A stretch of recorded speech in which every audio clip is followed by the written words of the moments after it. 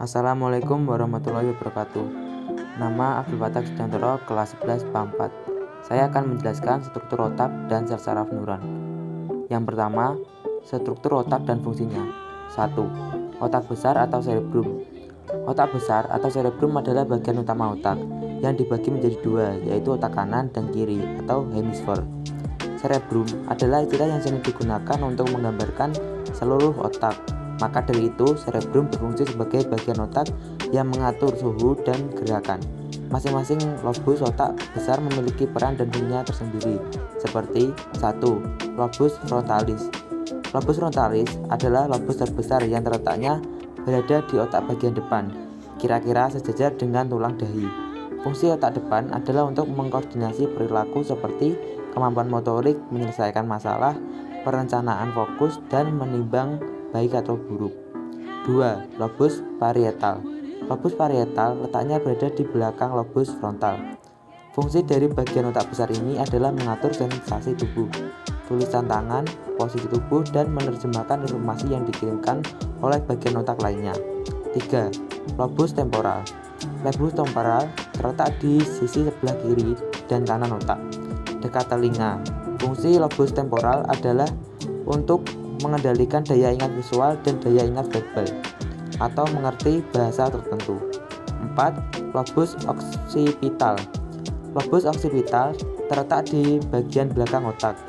Bagian ini berperan besar dalam kemampuan seseorang untuk bisa membaca dan mengenali literasi serta aspek pengalian lainnya. Yang kedua adalah otak kecil atau cerebellum. Otak kecil atau cerebellum terletak di bawah otak besar, tepatnya bagian bawah lobus occipital. Fungsi otak kecil adalah untuk mengatur gerakan motorik halus, seperti koordinasi tangan dan kaki. Selain itu, otak pada bagian belakang ini juga berfungsi dalam keseimbangan tubuh, postur, dan pemerataan fungsi otak kiri dan kanan, atau equilibrium. Yang ketiga, batang otak atau brainstem. Batang otak adalah bagian otak yang terletak di depan otak kecil. Bagian otak ini menghubungkan otak besar ke susunan saraf di sumsum tulang belakang. Batang otak kemudian dibagi lagi menjadi 1. Otak tengah.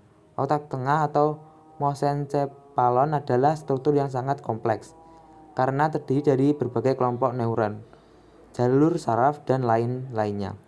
Struktur ini membuat fungsi bagian otak tengah adalah untuk pendengaran, gerakan mata, sensasi wajah, hingga respon dari perubahan lingkungan. Berfungsi mengatur pergerakan mata, memproses informasi visual dan suara yang diterima oleh otak. Yang kedua, pons. Pons merupakan bagian terbesar dari batang otak. Terletak di bawah otak tengah, pons merupakan kumpulan dari saraf yang menghubungkan berbagai bagian otak. Pada bagian ini juga terdapat ujung awal saraf kranial. Saraf kranial adalah saraf yang berperan dalam pergerakan wajah dan mengantarkan informasi sensori ke otak. Yang ketiga, medula oblongata.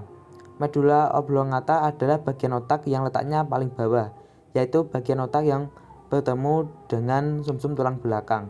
Bagian ini berfungsi sebagai pusat pengaturan aktivitas tubuh, termasuk pengaliran darah, kadar oksigen, serta fungsi jantung dan paru-paru. Peran lainnya dari bagian otak untuk berbagai fungsi penting pada tubuh, mulai dari gerakan refleks seperti bernafas, bersin, menelan, muntah, dan juga batuk. Selanjutnya adalah bagian-bagian sel saraf.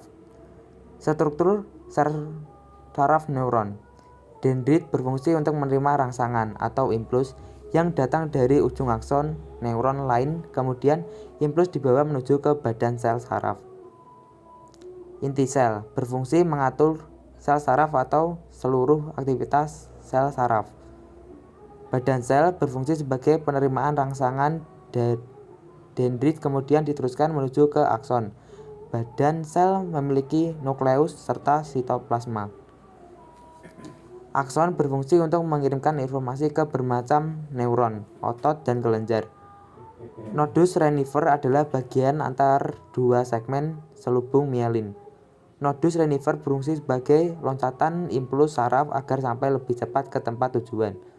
Selubung mielin selain berfungsi untuk menumbuhkan dan melindungi akson, Peran yang utama adalah untuk mempercepat arus informasi melewati jutaan, miliaran, sampai triliunan sel saraf ke otak kita. Sel sahwan merupakan penunjang sel saraf berupa lemak yang berfungsi menghasilkan mielin atau selubung saraf. Yang kemudian urutan jalannya rangsang. Gerak sadar, impuls menuju ke reseptor indera, saraf sensorik, otak, saraf motorik, otot atau kelenjar, dan respon. Gerak refleks, impuls, reseptor atau indera, saraf sensorik, sumsum tulang belakang, saraf motorik, otot atau kelenjar, respon. Demikian presentasi dari saya. Terima kasih. Wassalamualaikum warahmatullahi wabarakatuh.